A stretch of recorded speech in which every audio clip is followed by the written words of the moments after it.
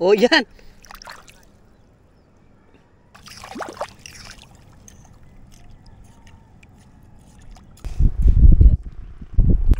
Dami.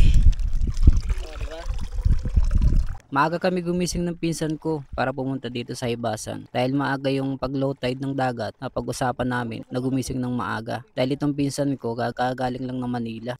Kaya sinamahan niya ako maghanap ng pangulam dito dahil di na rin siya nakakatikim ng laman dagat. Kaya sabi sa akin sasama daw siya. Kaya ito papunta kami doon at para na rin makontent at maipagita sa inyo kung ano ba yung mga pwedeng may ulam dito sa lugar namin. So pag ganito kasing panahon, marami kasi nagsilabasan ng mga halaan o kung ano-ano pa man na mga shell na pwedeng may ulam. Kaya sabi ng pinsan ko, sasama daw siya para makahigop din daw siya ng sabaw na pwedeng lutuin namin dito na katulad ng halaan. Buti nga ngayon maganda yung panahon. Hindi katulad ng mga nakarang araw, napakalakas ng alon at hangin at malinaw na rin yung tubig at nakakapagpalaot na rin yung mga naghahanap buhay. Tumawid nga kami dito ng pinsan ko. Medyo malalim nga lang yung putik pero yung tubig mababaw lang dahil sa padaan-daan ng bagyo sa paulit-ulit na pagbaha kaya nagkakaroon ng maraming putik dito.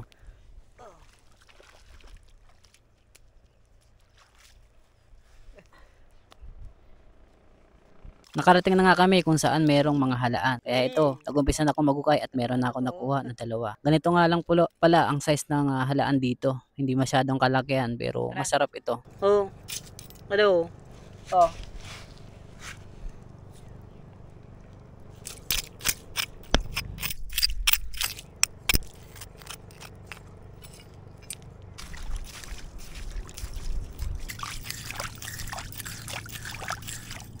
Ayun, meron dito, dalawa. Ayun, may nakuha tayong dalawa. Ayan. Dalawa. Hindi rin madali ang paghahanap ng halaan. Kasi minsan kasi mailap. Kailangan mo talagang hanapin kung saan talaga siya mas marami. Kaya kami, paikot-ikot kami kung saan dapat kami pwede magkukay. Buti nga nga lang, yung pag-low tide dito sa amin, alas 6 ng madaling araw. Kaya masarap maghanap ng halaan at hindi masyadong mainit. Kaya kampante kami na hindi kami masyadong maiinitan. So yung mga pinagpala, no? Marami kaming nakuhang halaan. Pauwi na kami dahil medyo matirik na rin yung araw. Saka masakit na sa balat. O ngayon, ito yung aming nakuha namin. Ito yung nakuha namin mga kaibigan. Yan. Dami. Diba? Yan. Pwede ng pangulam. Diba? Masarap to, may papaya. Diba? So medyo matirik na kasi yung araw. Masakit na sa balat. Tapos papunta na rin yung tubig dito. Tayo na kami. Yan, dami. Madami. Alright. Guys, medyo malalim na dito. Pauwi na kami kasi medyo malalim na yung kakabilaan mo. Ayan. Sarap. Parang naligo lang tayo sa Doon kami kumuha ng halaan. Medyo malalim na kasi.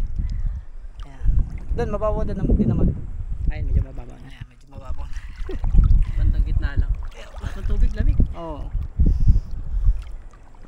Mainit yung sikat ng araw pero malamig yung tubig.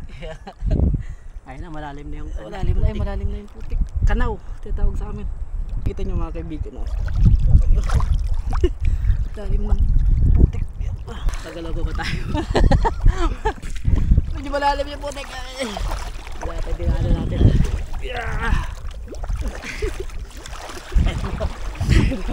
Bata! May kumunoy. Hindi ako makapante.